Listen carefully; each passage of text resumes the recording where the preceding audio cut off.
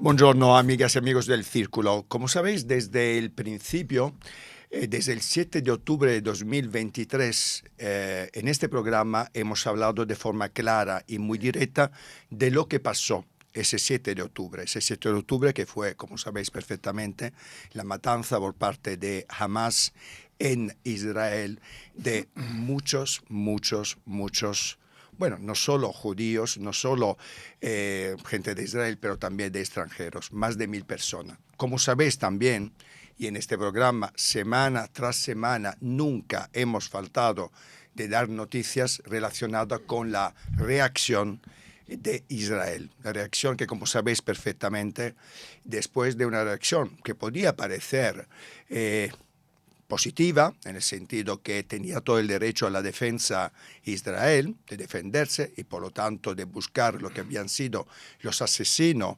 los organizadores, los que habían ideado intelectualmente esa matanza, luego se ha transformado en un auténtico genocidio, en una limpieza étnica que hoy nos lleva a hablar de más de 54.000 muertos, más de 15.000 niños asesinados y una limpieza étnica que además en los últimos muchos meses ya tiene el tono y la prácticamente completa desprecio de las leyes internacionales, del derecho internacional, de todas las que son las mínimas reglas de juego democrática que tenemos en el mundo.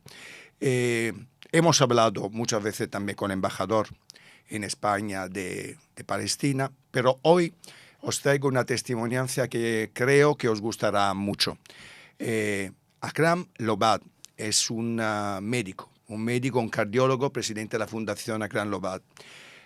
Un cardiólogo de prestigio que ha conseguido, siendo exiliado, refugiado en España, nos contará su historia, ha conseguido una carrera de éxito en este país y que en los últimos meses ha tenido la generosidad de fundar una fundación que necesitamos todos ayudar, los que ya lo estáis haciendo, gracias, los que no lo estáis haciendo. Ojalá podáis, después de esta entrevista, hacerlo. Porque la historia de Akram, vamos a empezar por lo positivo. Buenas tardes, Buenas Akram. tardes. Es una historia muy bonita, porque es una historia de superación extraordinaria.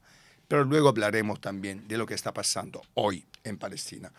Buenas tardes y como te decía, Akram, cuéntanos un poquito tu historia personal. ¿Cómo ha sido? Bueno, en primer lugar, muchas gracias por la invitación y darme la oportunidad de explicar mis sentimientos, explicar un poco mi historia, que es en gran medida representa la tragedia palestina, porque mi vida es la vida de la mayoría de los palestinos. Yo nací en Gaza, pero mi familia es originaria, o sea, mis padres y mis dos hermanos mayores nacieron en lo que es ahora el Estado de Israel, que es Ascalán o Al-Majdal. Y está a 21 kilómetros de Gaza, al norte de Gaza. Y esto está ahora dentro de lo que es el Estado de Israel. Tras la creación del Estado de Israel en 1948, 750.000 o 800.000 palestinos fueron expulsados de sus tierras y ocupadas por Israel. Esos 750.000 suponían 2/3 partes de la población palestina. Quiere decir que de la noche al día la gran mayoría, prácticamente la mayoría de la población palestina se convirtieron en refugiados, como mi familia. Así que yo nací en Gaza, pero dos hermanos y mi familia son de Al-Majdal. Y nosotros, que los que éramos 750.000, ahora somos 7 millones. Más o menos el mismo porcentaje, número que los que ya viven en Palestina, ahora que son 7.300.000 personas. Y estos 7 millones de palestinos que, como yo, que somos refugiados, no tenemos derecho a vivir en nuestras casas. Y si tú propio tuvieras origen judío, tú sí que tienes derecho a vivir en mi casa, pero yo no. Esa es la tragedia. Que esos 7 millones de palestinos no tienen patria, no pueden volver a su tierra. El sionismo dice cualquier persona antepasado judío tiene derecho a vivir en Israel, en Palestina. En cambio, los palestinos no. De alguna manera es un vaciar Palestina de los palestinos, como hicieron los norteamericanos o los australianos, Austria o Nueva Zelanda. Tú has conseguido, luego volvemos a tu historia, tú has conseguido en España, porque creo que llegaste con 18 años. 18 años. 18 años, ahora mismo diriges tu propio centro cardiológico. Acumulas 25 años de experiencia, has tenido muchísimos premios, los European Awards en Medicina, Doctoralia Awards, has tenido, podemos decir que eres una persona de éxito, un palestino refugiado, exiliado, pero que ha conseguido el éxito. Me gustaría, antes de hablar, de volver un poco a la tragedia que estamos viviendo desde hace muchísimos meses en Gaza, me gustaría hablar de tu historia de superación. Vale. ¿Cómo se consigue huyendo de un país, como has hecho tú, exiliándote fuera de tu país, a encontrar las fuerzas para estudiar, para superarte y para poder llegar a los éxitos que has tenido en un sector tan competitivo y tan complicado como es la medicina? Como te dije, que yo nací en Gaza, pero además de la tragedia de nacer refugiado y sin ningún derecho, bajo ocupación militar, nací, digamos, en un seno de una familia muy pobre, éramos 10 hermanos, y mi padre murió cuando yo tenía 6 años. Éramos todos pobres. Es decir, que os ha criado tu madre. Nos crió mi madre, de hecho, o sea, mi madre tenía 42 años porque se casaban muy jóvenes. Y entre uno y el otro habían 12 años de diferencia. Entonces mi hermana pequeña, cuando murió mi padre, tenía 2 años. Éramos muy pequeñitos y no teníamos a nadie que nos ayudara. Entonces tuvimos que espabilarnos todos. De la noche al día me convertí en un adulto. Dejé de ser niño. Para mí fue trágica. Al menos en mi caso la noté demasiado quizás por mi sensibilidad. Y la he sufrido siempre, esta injusticia de ¿y por qué puede ocurrir una cosa así? Entonces tuvimos que trabajar todos. Yo en concreto, desde los 6 años empecé a trabajar vendiendo altramuces, como una especie de legumbres. Íbamos al colegio y luego por la tarde íbamos a vender altramuces. Cuando era más mayor, en construcción, recoger verdura, fruta, estudiar y trabajar, estudiar, trabajar y ayudarnos unos a los otros. El pequeño al grande para estudiar y así sucesivamente, hasta que llego a los 18 años. Todas esas dificultades, evidentemente siempre tengo que hacer un hincapié en la ayuda de la UNRWA, que Israel la quiere eliminar. Nosotros éramos tan pobres y los que éramos huérfanos nos daban un carnet de huérfanos y que cada viernes íbamos a un comedor social y nos daban comida. Y los refugiados, todos en general teníamos, eso para que la gente encuentre esta ayuda de ropa de segunda mano, nos daban un saco que le llamaban zorra, un saco de ropa una vez al año y era el día más feliz para nosotros. Es como cuando llegan aquí los reyes para vosotros. Bueno, reyes más y que reinas, los reyes. Reyes y reinas. Entonces, a ver qué me toca. Pues bueno, si no te tocaba algo, mala suerte, pero al final vas a heredar el del mayor, porque la ropa no se compraba. Yo nunca he comprado ropa, nunca he tenido juguete. De hecho, cuando hablan de aniversario, es que yo no sé cuándo nací, porque mi partida de nacimiento la perdí y mi hermano mayor se inventó el 11 de septiembre, pero sé que es el año, pero el mes me parece más bien octubre. De hecho, celebro el 20 de octubre y no el 11 de septiembre. ¿Pero por qué te lo has inventado tú? Podía ser el Me 19, el 21 correcto. o el 25. Pues el 20, quedó el 20.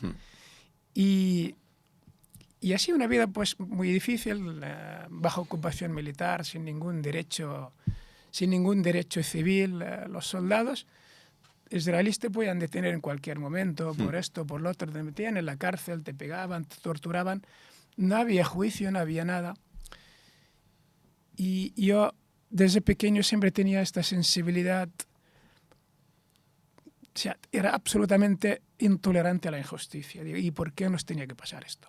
Entonces, ya nací con un ADN político, de rebeldía. Digo, no puede ser, yo no voy a aceptar esta injusticia. Entonces, para mí, los estudios fue la herramienta más importante para mí y para la mayoría de los palestinos. Porque la mejor manera de liberarte de la injusticia de esta tragedia era estudiar. Y yo tenía la determinación de que tenía que estudiar y que tenía que conseguir mis propósitos. Y como yo siempre digo, pues mi vida supera la ficción en muchos aspectos. Pues yo vine con 18 años, no sabía ni hablar castellano, ni siquiera sabía que existía Cataluña. Llegué con 18 años con 3 documentos. Uno de ellos era como residente de Gaza y otro que era como carnet de refugio. Todos los conservo todavía, conforme que soy refugiado palestino, que tengo derecho al retorno, a volver al origen de mi familia, que es el Majdal, donde nació, mi familia donde somos. Y lo más chocante, un documento de viaje que caduca al año que ponía nacionalidad indefinida. Porque para Israel no somos ni palestinos ni israelíes. Y con esto me viene aquí, pues imagínate, Es decir, que había un documento en el cual se decía claramente que no eras de ningún lado. Indefinido. Indefinido. Sí, lo tengo todavía. Lo he traído, pero la verdad es que el otro día en la presentación lo saqué, lo enseñé. Pues nacionalidad indefinida. Claro, tú te vienes aquí de Gaza, nacionalidad indefinida, y quieres ser médico. Pues era un sueño. Un sueño, no era casi una utopía. Era una locura. Casi una utopía. Una locura. Pero yo no, era inocente, pero además quería determinación que yo quiero conseguirlo. Bueno, en fin, de hecho todos mis documentos, la DNI, los títulos, diplomas, todo pone nacionalidad israelí. O sea, imagínate que nos pongan que somos israelíes. Pues viene aquí, pues lo mismo, estudiar por la mañana en la universidad, por la noche trabajaba en un parking. Y yo miraba a los demás, las ventajas que tenían los demás. Cuando los demás ya llevaban a la meta, estaban llegando a la meta, yo empezaba la carrera. O sea, me adelantaban, pero muchísimo, en idioma. Muchas veces los exámenes los hacía orales porque no entendía el catalán. Y digo, por favor, quiero el examen oral. Yo sabía, pero claro, luego al hacer el examen no me iba bien. Entonces, oral sí que me puede defender. Y bueno, soledad, dificultad aquí.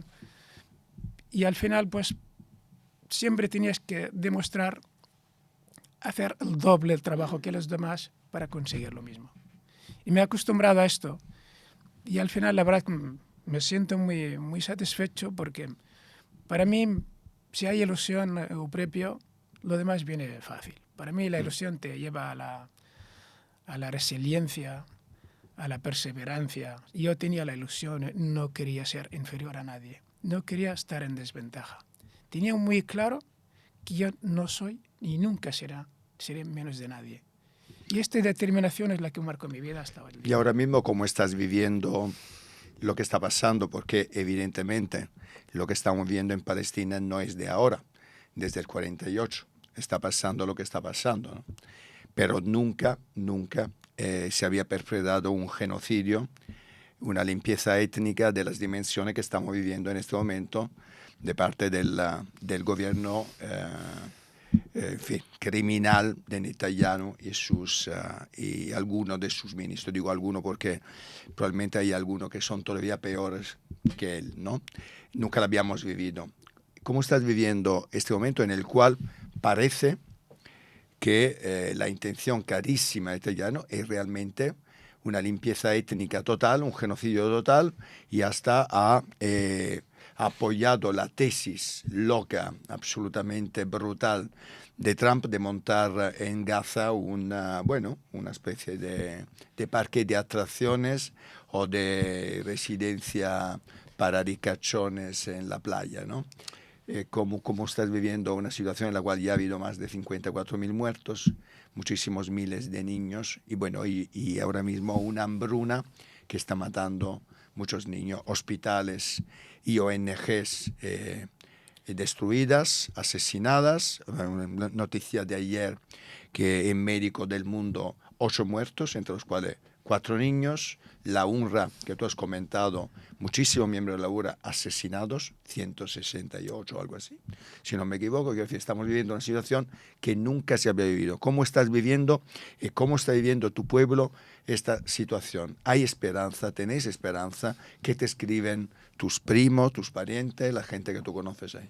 Claro que hay esperanza, pero querría yo empezar con, quizás si me das la oportunidad, matizar Sí, claro. o responder a lo que tú comentaste al principio de que la masacre de Hamas y que Israel tenía derecho a defenderse tal. En primer lugar, Israel no tiene derecho a defenderse y esto lo dicen las reglas, normas internacionales. El ocupante no tiene derecho a defenderse, igual que la resistencia francesa luchaba contra los nazis y los palestinos luchamos contra la ocupación. Hay una fuerza ocupante, que la gente no se olvide que el conflicto o la situación, esto ha empezado hace 77 años. Yo diría 100 años, por allá antes de la creación del Estado de Israel. Y esto, lo del 7 de octubre, es un día más de la lucha palestina. Entonces, Hamas evidentemente está demonizado porque Israel quiso que fuera... Yo, en primer lugar, soy laico y, en segundo lugar, jamás defenderé la muerte de nadie, ni de israelíes, ni de palestinos, ni de nadie. Como médico y como cardiólogo, yo tengo empatía absoluta por las personas y por la vida. Por lo tanto, no defiendo la muerte ni siquiera de los soldados. Por lo tanto, no estoy a favor de... Entiendo la lucha armada, que es un método cuando ya no queda otra cosa, pero muchos de los que murieron el 7 de octubre fueron muertos por los soldados israelíes, por la doctrina Aníbal, que los israelíes dicen, muchos con drones y con tanques, porque cuando tienes un preso, que mates el que coge el preso y el palestino, todos, los matan a todos.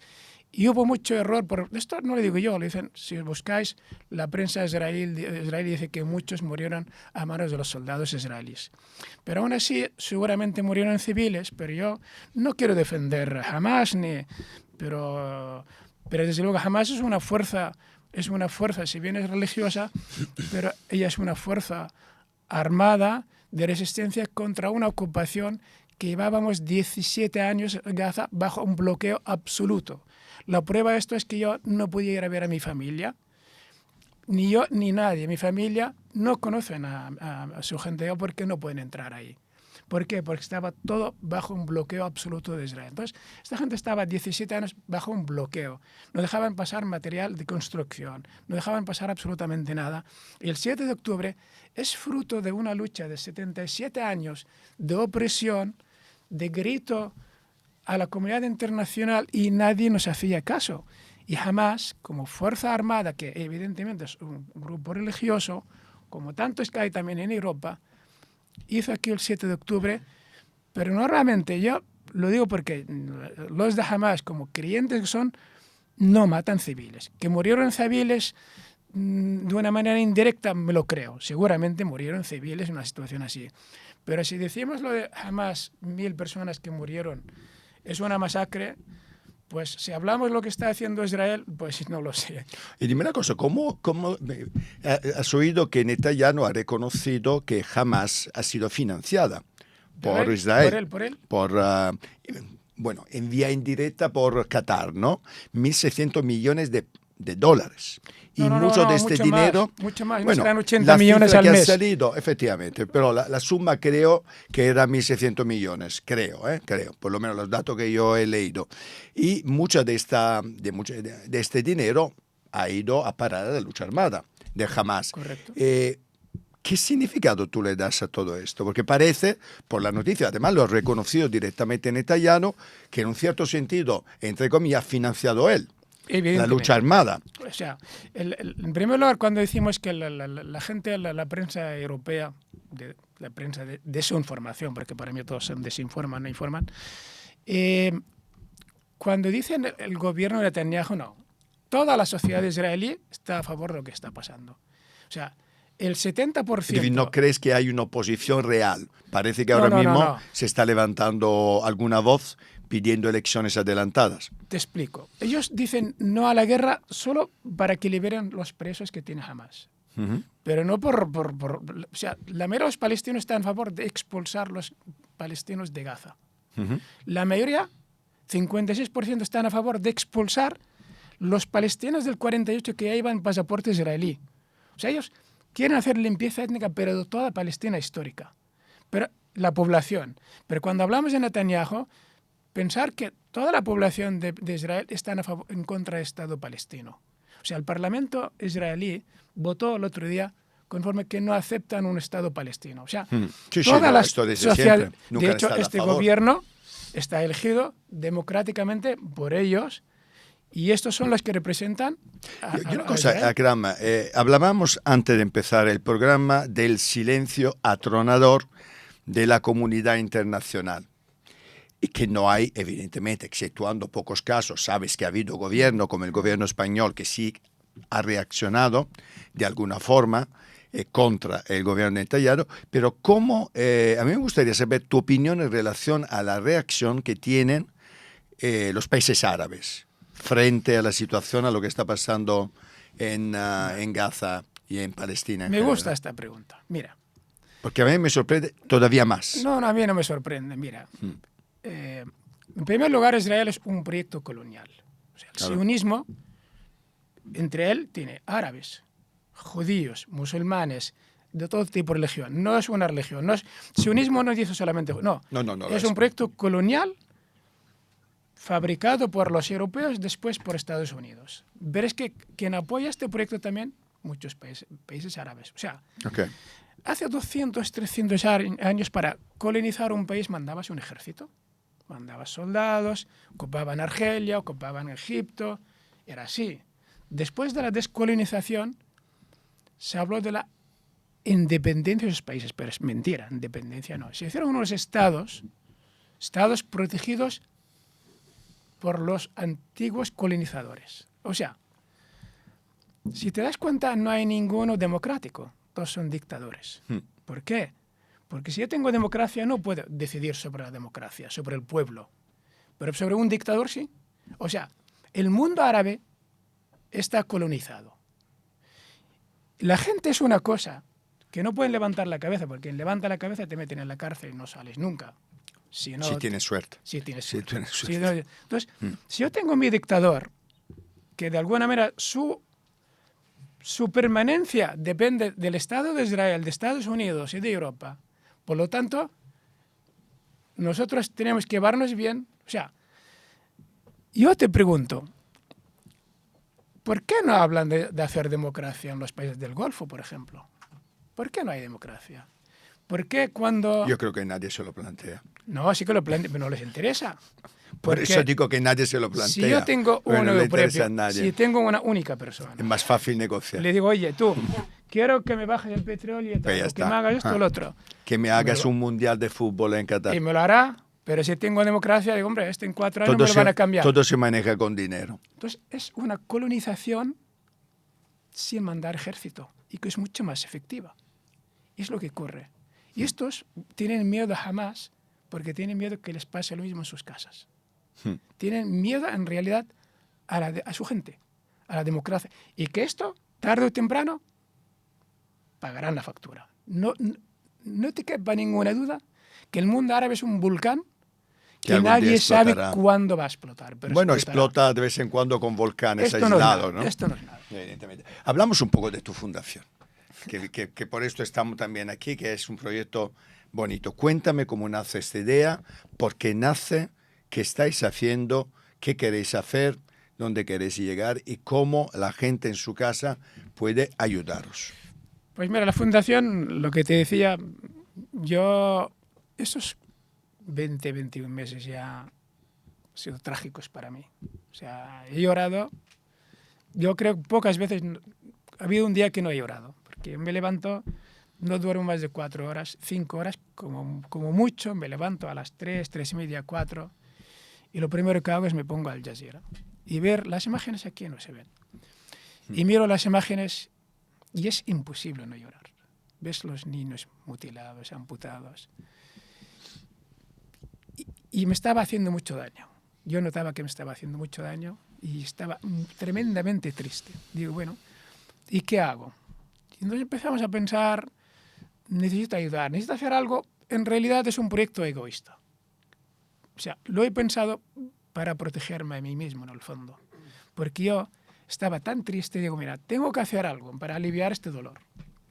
Y este dolor, aliviarlo y intentar amortiguarlo, he pensado, podemos ayudar, hacer un proyecto. pensamos en una ONG, llevamos así desde mayo del 24, más de un año ya, una ONG, o no sé qué, al final pensamos en una fundación, digo, tenemos que ayudar. Pensamos en mandar, fuimos a hablar con empresas que mandan para tiendas de campaña, de hospitales de emergencia de estos, pero pensamos, pero ya muchas ONGs ya hacen esto. Entonces pensamos, vamos a hacer un proyecto que sea algo de lo mío, característico, que no lo hacen otros. Hemos pensado un proyecto cardiológico, siendo la cardiología es las enfermedades cardiovasculares es la primera causa de mortalidad de aquí, el mundo occidental, pero es que haya muchísimo más, porque ahí no hay prevención primaria, la gente fuma y la gente se muere sin más, por infarto y nadie hace caso. Entonces, hemos pensado en este proyecto, pensamos inicialmente hacer una especie de una clínica así de cardiología o un hospital pequeño. Valía mucho dinero, éramos muy ambiciosos, pero pensamos ahora mismo no somos nada, ¿cómo vamos a hacer un hospital que puede valer 6-7 millones de euros? Y luego dijimos, no, vamos a hacer una sala de hemodinámica que yo opero pacientes con hemodinámica, con cateterismo, sin operar, sin corazón abierto. Vamos a hacer algo así. Y luego pensamos, vale, pero es que ahora mismo está todo destruido, ¿dónde vamos a ponerlo? Y luego bajamos el listón, vamos a mandar material, desfibriladores, aparatos electro, holter, medicamentos, tal. Y ahora la fase inicial es esta. Ahora hemos lanzado la primera campaña que se llama Sin equipos no hay latidos. Porque vamos a mandar equipos desfibriladores, esto cuando tienes un paro cardíaco, una arritmia, aparatos de electro y tal. Y hemos lanzado la campaña ahora que necesitamos 400 donaciones de 30 euros cada persona. Y la dirección, ¿cómo se llama? akramlobatfoundation.org. Foundation es en inglés. akramlobatfoundation.org. Y ahí están las, digamos, donde se puede ingresar, donde se puede ayudar, o si no, también tenemos teléfono. Y así fue la idea, pero... ¿Y cómo os va? Lleváis un Acabamos año. Empezamos un año a poner en marcha el poner en proyecto. marcha, hemos hablado con patronos y tal, pero realmente la presentamos el 5 de mayo en Madrid y pensábamos presentarla quizás en septiembre en Barcelona. Muy bien. Quiere decir que ahora hemos lanzado la primera campaña y yo al menos no tengo mucha experiencia y estamos aprendiendo, hablando con esto, con el otro. Tengo muchos pacientes con ganas de ayudar, pero me siento motivado. La verdad es que esto a mí me alivia mucho y siento que estoy haciendo algo. Y esto a mí emocionalmente me va muy bien. Hombre, por supuesto. Y además supongo que para los que habéis conseguido, como tú, en el extranjero, llegando sin nada, estudiando y trabajando para conseguir una carrera, el poder echar una mano es como una especie de devolver a los que tienen menos suerte algo de lo que habéis conseguido en la vida, ¿no? Entiendo que lo que te pasa a ti le pasará seguro a muchos palestinos por el mundo que han conseguido pues no quitarse de encima el dolor, porque supongo que con el dolor tenéis que convivir toda la vida, siempre, pero por lo menos intentar que los que lo habéis conseguido, una vida mejor, podéis ayudar a los que todavía están, bueno, algunos muriendo y otros sobreviviendo, ¿no? A una realidad absolutamente terrible que para mí es inimaginable. Es inimaginable. Mira, Eupropio, yo la verdad es que me siento bastante universal. Yo, si no hubiese nacido en Palestina, habría sido pro-palestino. Permíteme ser un poco, decir, si Dios existe, sería pro-palestino.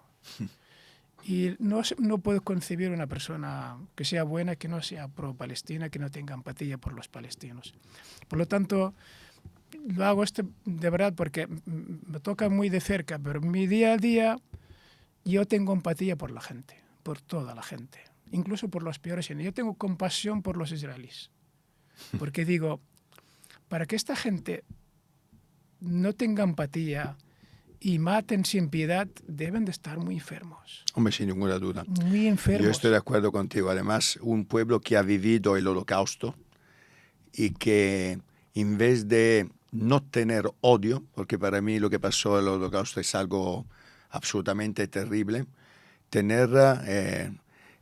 hacer lo que están haciendo ahora en Gaza, no sé con qué espíritu, porque no puedo imaginar ninguna persona que pueda tener un odio tan grande como para desear la muerte de un niño. No puedo imaginar el odio que tiene dentro, lo absolutamente, no sé cómo explicarte, podrido que tiene que estar el corazón de alguien para poder desear la muerte de un niño. Pues yo te diré, porque tiene que estar podrido por te diré dentro. una cosa. El sionismo y su brazo armado Israel es el más antisemita que hay. Fíjate que lo digo Sin duda, muy bien. porque los palestinos son tan semitas como los Pero israelíes. Antisemitas me refiero a antijudíos, Sí, también, sí. porque te aseguro que Por hay muchos supuesto. judíos No tengo que ninguna no duda. se sienten identificados con Israel ni con el sionismo. No tengo ninguna duda, Y además, son muy conozco unos pro-palestinos. cuantos. Correcto. Conozco muchos. Por lo tanto, es conozco injusto. muchos. Sí, de hecho, yo nunca hablo de Israel y del pueblo de Israel en general, porque conozco mucha gente de Israel, conozco muchos israelíes, los he conocido, y desde luego no la piensan como los sionistas y como Netanyahu y sus amigos asesinos. Claro. Sin ninguna duda. Y luego, la otra cosa es que yo, en mi trabajo, el día a día, yo me apasiona mi trabajo, porque yo tengo empatía con el paciente. Yo trato de hacer el bien siempre que puedo, siempre. Con el paciente, el paciente me tiene las 24 horas, sabe que me puede encontrar, me localiza. El que no tiene dinero, yo no dejaré nunca de visitar a un paciente porque no tiene dinero, nunca, nunca. Porque para mí, yo lo siento por dentro, tengo una empatía absoluta por las personas. Y me entristece ver, o sea, con esta empatía y sensibilidad que tengo hacia el ser humano, no puedo entender lo que está pasando. Ya digo, fíjate, Eupropio, fíjate, cuando hablan de mundo civilizado, tú puedes llamarle civilizado a Estados Unidos, a Gran Bretaña, a Alemania y a Israel. Para mí es mucho más civilizado uno que vive en el desierto, que está a favor de la vida, con camellos o con vacas o con lo que sea, que una persona que utiliza misiles y que tiene... O sea, no tengas duda, no tengas duda. O sea, si la humanidad consiste en conseguir misiles para descubrir, invadir Marte o tal, sin embargo, nos matamos unos a los otros, este es el civismo, este es el desarrollo que hemos alcanzado después de miles de años de... Pues me parece una tragedia. No, y yo creo que desafortunadamente hay gente buena y gente mala. Y como estamos viendo estos días, hay muchísima gente que, te repito, tiene el corazón absolutamente podrido. Pues, Akram, ha sido un placer. Yo le doy un abrazo también a tu mujer, que también está involucrada en tu fundación. Le doy un abrazo también a Telma Ortiz, que está en el patronato, a Ramoncín, que también está en el patronato, y a toda la gente. Carmen Parra y José Carmen Neri. Parra, sí. Si tienes más, dinos. Decía a todos los que ya os están ayudando, estoy seguro que va a haber mucha más gente que os va a ayudar. Y ahora te dejo con tu cámara para que hagas un llamamiento. No te preocupes de decir la dirección y el número de teléfono y la dirección de internet de tu fundación, porque la pondremos debajo durante tu entrevista, pero aquí tienes tu cámara para decir a nuestro público lo que te apetece.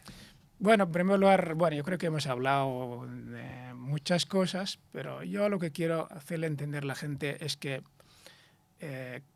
no se dejen engañar por los medios de comunicación. Yo les aseguro que prácticamente todos son manipulados y son todos cómplices con lo que está ocurriendo, porque yo los miro y escucho y leo y veo que todo es mentira. Pensar que todo está en manos de corporativos, de empresas muy importantes y que tienen intereses económicos que para ellos los palestinos no pintan nada. Informaros, por favor, de YouTube, como el programa con otras redes sociales donde realmente puedes encontrar información más veraz. En cuanto a la cuestión palestina, como he dicho, no empieza el 7 de octubre esto. Es una lucha ya hace más de 77 años donde un pueblo ha quedado despojado de sus derechos, donde la inmensa mayoría de este pueblo ha quedado como refugiado y la mayoría de ellos, 7 millones, no pueden volver a sus casas. Y sin embargo, cualquiera de vosotros, si tiene un origen judío, sí que puede volver a su casa. y puedo coger nuestra casa y vivir en nuestra casa. O sea, un detalle que yo no he explicado. O sea, mi madre con mi hermano mayor durante 15 años iba a su casa, donde fue expulsada a su casa, que es el Majd al-Asqalan, donde en su casa vivían familia judía y con la alfombra que tenía mi madre ahí. Fijaros la tragedia de ir a ver tu casa ya habitada por colonos viniendo de Polonia o de Francia o de Alemania, y sencillamente porque el Dios divino dice que tienen derecho porque es la tierra prometida, que es mentira. Porque la tierra prometida es un pretexto, porque ellos también pensaron en Argentina, pensaron en Alemania, pensaron en otros países. Pero fue más fácil llevar a los judíos con el pretexto de la tierra prometida. Y así, por favor, que vosotros antes de opinar, informaros, pero que la situación, la cuestión de Palestina es mucho más que lo del 7 de octubre. El 7 de octubre es nada más, es un día en la historia de la causa palestina. Si queréis ayudarnos, por favor, nosotros estaríamos encantados. Nuestra dirección es akramlobat.foundation.org. Vais a ver lo que estamos haciendo. Hemos lanzado una campaña de 12.000 euros para conseguir aparatos. La campaña se llama Sin equipos, no hay latidos. Vamos a mandar desfibriladores, vamos a mandar aparatos de electro, vamos a mandar herramientas mínimas necesarias para realmente poder arrancar. Más adelante ya os explicaremos de otras iniciativas. Muchísimas gracias. Gracias a ti, Akram. Y desde aquí, desde Madrid, ahora damos la palabra y el vídeo a Julio Bruno, que nos abrirá una ventana al mundo con las noticias de todo el mundo y casi siempre con problemas de todo el mundo.